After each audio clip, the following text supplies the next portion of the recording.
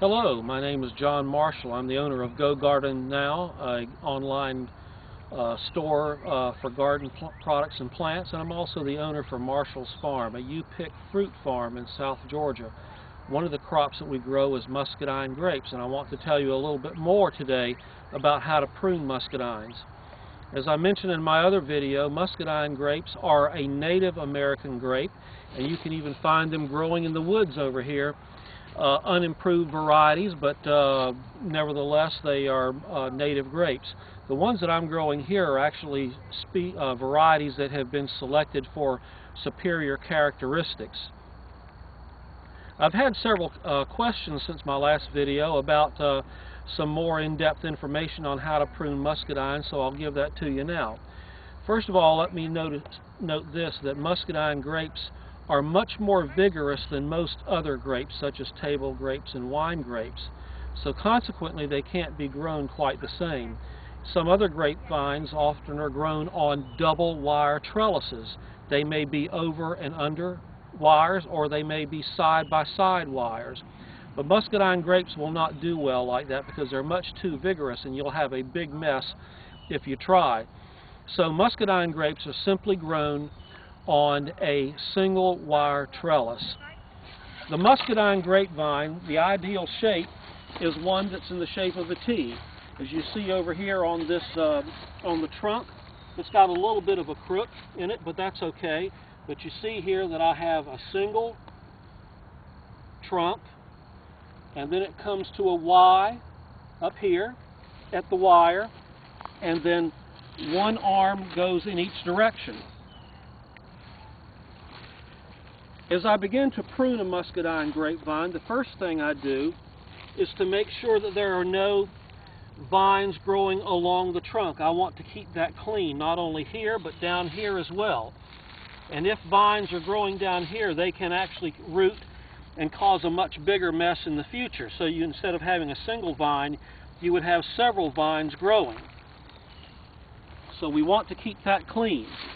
Secondly, we want to make sure that we have a distinct Y right here, and a single arm going this way and a single arm going that way. Step with me back over here just a minute, and let me show you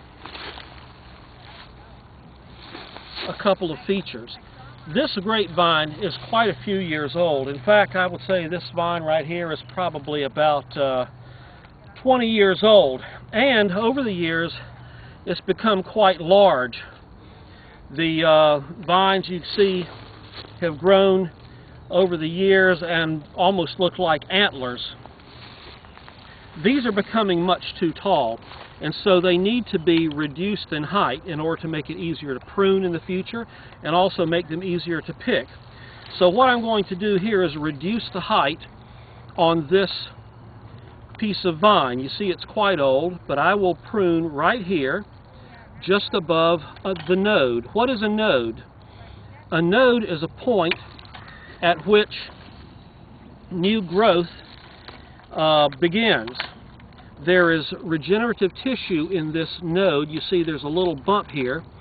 Right at that point, regenerative tissue exists and will form new growth. The spaces in between are called internodes. I don't want to cut too high into the internode, nor do I want to cut too close to the node, but right here is just about right. So you see I've reduced the height of that a little bit, and I'll do the same thing over on this side. This one is a little bit larger. In fact, it's quite a bit larger, so I can prune right here, and I can prune here, and I can prune here, you see, and reduce the height of that a little bit. But even in this case, it's quite too large, so I can even take my clippers and prune at this point, just like that, and so forth over here. Reduce that one, and right over here, reduce that one.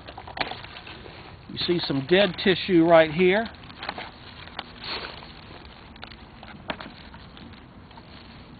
It's rather difficult to get rid of it when it's dead and hardened.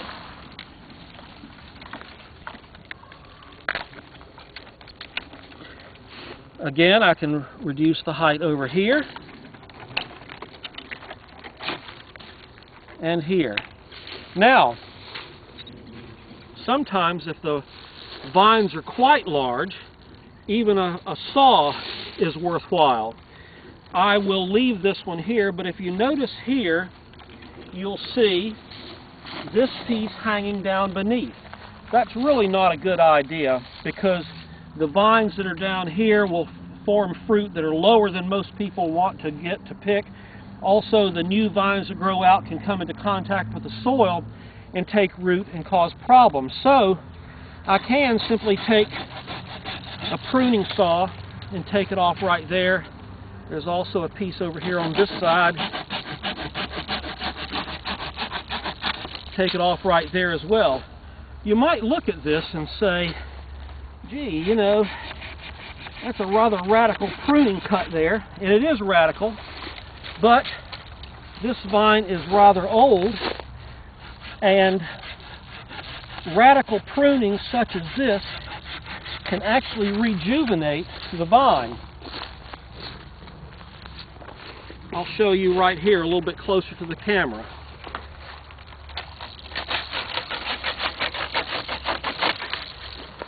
And prune that off.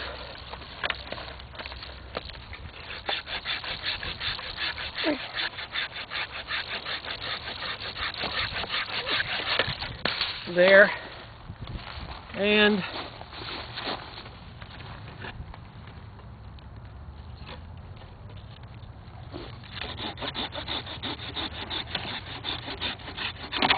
right here. Now, if you look at this pruning cut, you'll see it's quite clean. It's just above a collar which contains regenerative tissue. And in the coming year, new vines will emerge from this regenerative collar. You may notice as the temperature warms and spring progresses that you begin to get quite a bit of water that comes from this cut. Some think that that is damaging. It's not particularly damaging as long as you have adequate rainfall. If there were a lot of cuts, the vine could be losing some moisture, but that's not going to be a problem this year because there's been so much rainfall earlier in January and February, and we even had a little bit of snow.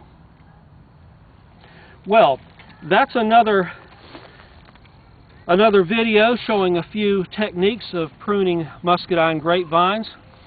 If you have any other questions, please contact me and let me know. I'll be glad to address it in a future video. In fact, I'm sure I'll have another video to show how to deal with real monster vines that perhaps have been left alone and unpruned for several years. Customers often call me to deal with vines like that, and I'll be glad to show you how I do it.